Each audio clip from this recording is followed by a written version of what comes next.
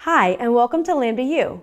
My name is Jessica, and I'm a Solutions and Support Scientist at Lycor. In the Primary Antibody Incubation course, we discuss the science behind and best practices for probing your membrane with your primary antibody. In this section, we'll discuss the best practices for your secondary antibody incubation step. The application of using NIR secondary antibodies really revolutionized the Western blot protocol. Replacing the HRP enzyme on the secondary antibody with the NIR fluorophore allowed scientists to capture static and highly stable signals.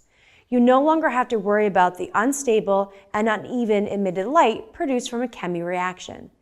Instead, you can now take advantage of the highly stable fluorophores. Now, as long as you've properly stored your membrane, keeping it protected from light to avoid photobleaching of your dyes, you can scan it over and over again.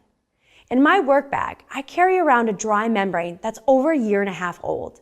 The membrane still scans nicely, and I get the same strong signal from my bands and the same quantitative results as the first time that I'd scanned it. As Andy mentioned in the science section, check to make sure that the PVDF is low fluorescent, because not all PVDF membranes are created equally. The regular formulation of PVDF contains compounds that will fluoresce in the NIR wavelengths, and this will lead to high background. So the reduction in background signal afforded by low fluorescent PVDF will significantly increase the overall sensitivity of your Western blot. Now, in contrast, nitrocellulose membranes have a lower background than PVDF, regardless of the formulation. So really, there's no perfect membrane.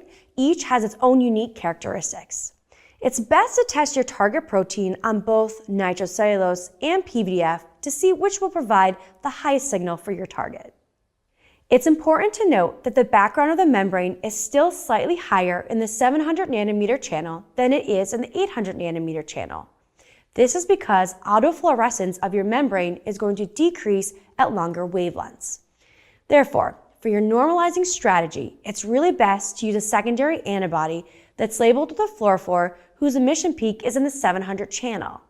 An example of this is the IR dye 680RD. Now, to maximize your detection sensitivity for your lower abundant target, use a secondary antibody with a fluorophore whose emission peak is in the 800 channel. A good example of this is the IR dye 800CW. It's critical that the species of your secondary antibody match the host species of your primary antibody. For example, if your primary antibody is a mouse monoclonal antibody, use a goat anti-mouse or donkey anti-mouse secondary antibody, but you don't want to use a goat anti-rabbit secondary antibody. If you have primary antibodies from the same host species, but they're from different IgG subclasses, you're going to want to make sure you use subclass-specific secondary antibodies. For example, if you have a mouse IgG2A primary antibody, you can use either a goat anti-mouse IgG secondary antibody or a goat anti-mouse IgG2A secondary antibody, but not a goat anti-mouse IgG2B secondary antibody. So now that we have a better understanding of how the secondary antibodies work with the two NIR channels, the next lesson we're going to discuss how to use them to multiplex multiple targets on one blot.